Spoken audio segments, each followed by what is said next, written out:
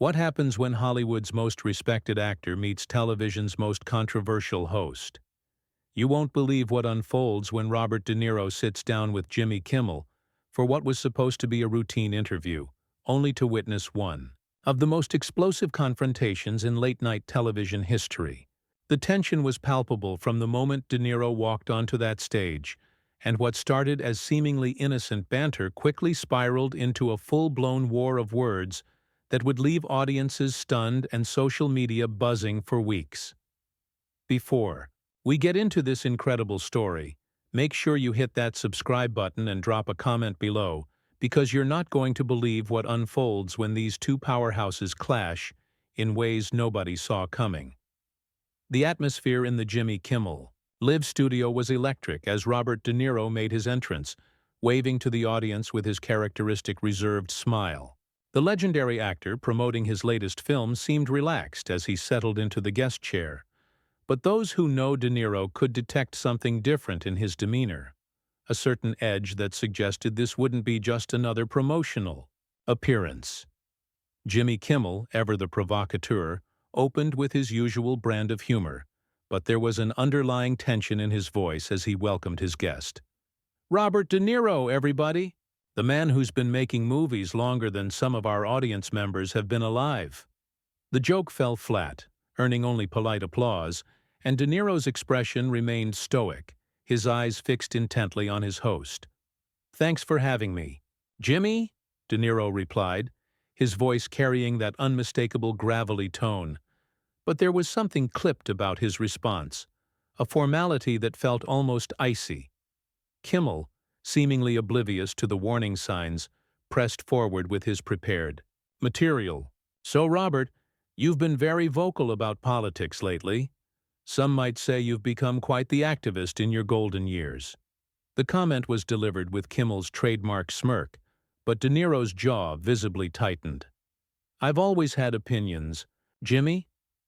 The difference is now I'm not afraid to share them," De Niro responded, leaning forward slightly. "When you see what's happening in this country, when you see democracy being threatened, real men stand up and speak out." The audience sensed the shift in energy, the casual chatter dying down as they recognized something more serious was brewing. Kimmel, perhaps sensing he'd struck a nerve, decided to double down rather than defuse the situation. "Well, you certainly don't hold back on social media. Some of your posts have been pretty intense. Don't you think actors should stick to acting?" The question hung in the air like a loaded weapon. De Niro's eyes narrowed, and when he spoke, his voice carried the weight of decades of experience and a lifetime of convictions. "Stick to acting? You mean like how talk show hosts should stick to telling jokes instead of pretending to be journalists?" The studio audience gasped audibly. This wasn't the playful banter they'd come to expect from celebrity interviews. This was something else entirely, raw, unfiltered, and increasingly hostile. Kimmel's smile faltered for just a moment before he attempted to regain control of the situation. "Hey, I'm just asking questions here, Robert. That's what we do on talk shows," Kimmel said, his tone trying to maintain levity while clearly rattled by De Niro's directness. "Questions? Or are you trying to diminish the voice of someone who's lived through enough history to recognize when it's repeating itself?" De Niro's response was sharp, calculated, and delivered with the precision of a man who'd spent his career perfecting the art of intimidation on screen. The tension in the studio was now palpable. Camera operators adjusted their positions, sensing they were capturing something unprecedented. The audience sat in stunned silence, witnessing what was clearly becoming more than just an interview. It was evolving into a battle of wills between two men who represented very different perspectives on celebrity, responsibility, and the role of public figures in society. Kimmel, visibly uncomfortable but unwilling to back down, made what would prove to be a critical error in judgment. "Look, Robert, I respect your passion, but don't you think sometimes you come across as a little unhinged? I mean, some of your rants have been pretty over the top." The word unhinged hit De Niro like a physical blow. His entire demeanor changed in an instant. The seasoned actor, who'd portrayed some of cinema's most memorable characters, was now channeling something entirely real and deeply personal. His hands gripped the arms of his chair, his knuckles whitening as he processed what he'd just heard. "Unhinged?" De Niro repeated, his voice dropping to a dangerous whisper that somehow carried more menace than any shout. "You want to talk about unhinged, Jimmy? Let's talk about a talk show host who thinks it's funny to mock people who are trying to protect the values this country was built on." The studio fell into an eerie silence. Even the band members, typically a source of background energy and support, seemed frozen in place. The confrontation was no longer simmering beneath the surface. It was erupting in real time, and everyone present knew they were witnessing something that would be talked about for years to come. Kimmel, now clearly in over his head but seemingly unable to stop himself, made another fatal miscalculation. "Robert, you're taking this way too seriously. We're just having a conversation here. Maybe you need to lighten up a little." The suggestion that he should lighten up when discussing what he saw as threats to democracy pushed De Niro past his breaking point. But rather than explode in anger, something far more dangerous happened. He became completely calm, his voice taking on the measured tone of a man who had just decided that gloves were coming off, and there would be no going back from what was about to unfold. "Lighten up?" De Niro repeated, his voice so quiet that the studio microphones had to strain to pick up his words. "You know what, Jimmy? You want to know what's not light? Watching a generation of young people lose faith in their government. Because people like you turn everything into a punchline." The camera captured every micro-expression on De Niro's face as he continued, his legendary acting skills now deployed not for entertainment, but for devastating effect. "You sit here in your comfortable chair, making jokes about serious issues, and you think that's journalism? You think that's contribution to society?" Kimmel, sensing the interview slipping completely out of his control, attempted damage control, with nervous laughter. "Robert, come on, I'm a comedian. That's literally my job. I make jokes. That's what people tune in for." "Your job?" De Niro's eyebrows raised slightly, and those who knew his filmography recognized the look. It was the same expression he'd worn before delivering some of his most memorable on-screen takedowns. "Your job is to entertain people while the world burns around them? Your job is to make light of everything so nobody has to think too hard about what's really happening." The studio audience was now completely silent, the tension so thick it seemed to press down on everyone present. Camera, operators zoomed in closer, sensing they were capturing television history in the making. The usual energy of a late-night talk show had been replaced by something that felt more like a courtroom drama, with De Niro serving as both prosecutor and judge. Kimmel, his usual confidence completely shattered, made another desperate attempt to regain control.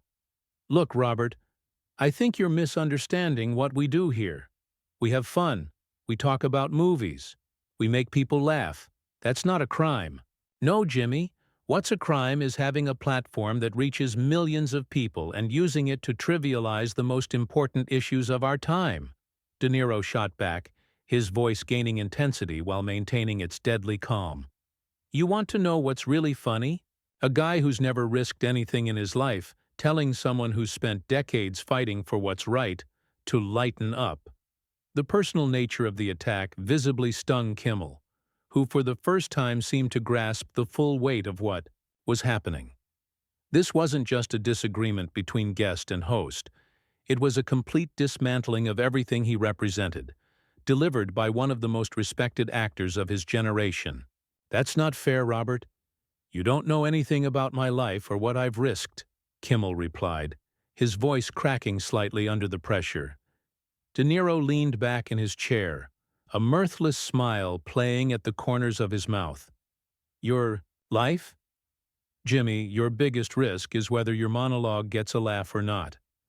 Meanwhile, there are people out there putting their lives on the line for democracy, for justice, for the future of this country, and you reduce it all to cheap shots and punchlines."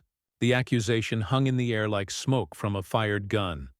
The studio audience, caught between fascination and horror, watched as one of television's biggest personalities was systematically taken apart by a man who'd built his career on authenticity and truth. Kimmel, clearly rattled but unable to simply surrender, made what would prove to be his most catastrophic mistake yet. You know what, Robert? Maybe the problem isn't me. Maybe the problem is that you take yourself so seriously that you can't see the difference between entertainment and activism. Maybe you're just bitter that your political opinions don't carry as much weight as you think they should. The words seemed to echo in the suddenly silent studio. De Niro's expression didn't change, but something shifted in his posture, a coiling of energy that suggested a predator preparing to strike. When he spoke, his voice carried the full weight of his decades in Hollywood, his status as an icon, and his complete and utter contempt for the man sitting across from him. Bitter? De Niro's voice was barely above a whisper, but it cut through the silence like a blade. You think I'm bitter? Jimmy, I've had a career that spanned 5 decades. I've worked with the greatest directors who ever lived. I've won every award there is to win. I've got nothing to be bitter about. He paused, letting the weight of his achievements settle over the room before delivering what everyone present would later recognize as the knockout punch. But you know what does make me angry? Sitting across from someone who's been handed a platform, handed an audience, handed the opportunity to make a real difference in the world, and watching them wasted on cheap laughs and easier targets. You want to talk about bitter? Look in the mirror, pal. You're the one who's so desperate for approval that you'll mock anyone who actually stands for something. The silence that followed was deafening. Even the usually supportive studio band seemed frozen in place, unsure whether they should intervene or simply bear witness to what was clearly becoming a career-defining moment for both men. The cameras continued rolling, capturing every second of what was rapidly becoming the most talked-about interview in late-night television history. Kimmel, his face flushed with embarrassment and anger, finally found his voice again, but the confident tone he'd started the interview with was completely gone. You don't get to come on my show and lecture me about how to do my job, Robert. You're a guest here. A guest? De Niro's laugh was cold and humorless. Jimmy, the only reason I'm here is because your producers begged my people to book this appearance. You needed me more than I needed you. And right now, I'm thinking that was a mistake on everyone's part. The revelation hit the studio like a thunderbolt. Kimmel's face went white as the implications sank in. Not only was he being destroyed on his own show, but now the entire audience knew that his production team had desperately courted De Niro's appearance. The power dynamic had completely shifted, and everyone in the room could feel it. Kimmel, his voice now shaking with a mixture of anger and humiliation, made one final desperate attempt to salvage some dignity. Well, maybe if you don't like being here so much, Robert, you should just leave. Nobody's forcing you to stay. The challenge hung in the air like a dare, and De Niro's response was immediate and devastating. You know what, Jimmy? You're absolutely right. Nobody is forcing me to stay. He began to rise from his chair, his movements deliberate and controlled. But before I go, let me make something crystal clear to you and everyone watching. The studio was so quiet that the hum of the air conditioning seemed deafening. De Niro stood to his full height, his presence commanding every camera angle, every eye in the building. When he spoke, his voice carried the authority of a man who had nothing left to lose and everything to say. I've been in this business for 50 years. I've seen entertainers who use their platforms responsibly, and I've seen ones who don't. You, Jimmy, represent everything that's wrong with modern media. You take serious issues and turn them into punchlines. You invite people onto your show not to have real conversations, but to mock them for your audience's amusement. Kimmel tried to interrupt. Robert, I think you're being... I'm not finished. De Niro cut him off with such authority that Kimmel immediately fell silent. You want to know what the real tragedy is here? You have millions of viewers. You have influence. You have the opportunity to inform people, to elevate the discourse, to actually contribute something meaningful to society. Instead, you choose to be a court jester. The words landed like physical blows. Several audience members were now pulling out their phones, recording what they instinctively knew would become legendary footage. The band members exchanged glances, unsure whether they should start playing to signal a commercial break or simply let this historic confrontation play out to its conclusion. De Niro continued, his voice gaining momentum and power. You sit here in your safe little studio, making jokes about people who are out there fighting real battles, facing real consequences for standing up for what they believe in. You mock activists. You trivialize protesters. You turn everything into content for your show. Well, congratulations, Jimmy. You've got your content. I hope it was worth it. Kimmel, his composure completely shattered, made one last desperate attempt to turn the tables. You know what, Robert? You're right. This is my show, and if you don't like how I run it, there's the door. Don't let it hit you on the way out. The dismissal was meant to be a power move, a way for Kimmel to reclaim control of his own show. Instead, it became the final nail in his coffin. De Niro smiled. Not the cold, mirthless expression he'd worn throughout the confrontation, but something far more dangerous. Genuine amusement. There's the door? De Niro repeated, his voice filled with incredulous laughter. Jimmy, you just proved my point better than I ever could. When faced with criticism, when challenged to defend your choices, your response is to run away. Just like everything else in your career, when things get real, when they get difficult, you retreat into jokes and cheap shots. He began walking toward the edge of the stage, but turned back for one final devastating observation. You know what the difference is between you and me, Jimmy? I've spent my career playing characters who stand for something, who fight for what they believe in, who face their problems head-on. You've spent your career hiding behind a desk, making jokes about people who actually have the courage to take stands. The studio erupted. Some audience members began applauding, others sat in stunned silence, and a few were clearly uncomfortable with the brutality of what they'd just witnessed. Kimmel sat frozen in his chair, his face a mask of humiliation and barely contained rage. But De Niro wasn't finished. As he reached the edge of the stage, he turned back one more time, his voice carrying clearly across the suddenly chaotic studio. And one more thing, Jimmy. Next time you want to book a guest to make fun of, maybe pick someone who doesn't have the balls to call out your bullshit on national television. With that, Robert De Niro walked off the Jimmy Kimmel Live stage with the same dignity and authority he'd brought to every role, every performance, every moment of his legendary career. The cameras followed him until he disappeared into the wings, leaving behind a shell-shocked host, a stunned audience, and what would undoubtedly become the most replayed, most discussed, most analyzed moment in late-night television history. Kimmel sat alone at his desk, the silence stretching endlessly as he struggled to process what had just happened. His usual quick wit had completely abandoned him. The producers were frantically signaling from the wings, but he seemed unable to move, unable to speak, unable to do anything but sit there and absorb the full weight of what had just occurred. Finally, after what felt like an eternity, Kimmel managed to find his voice.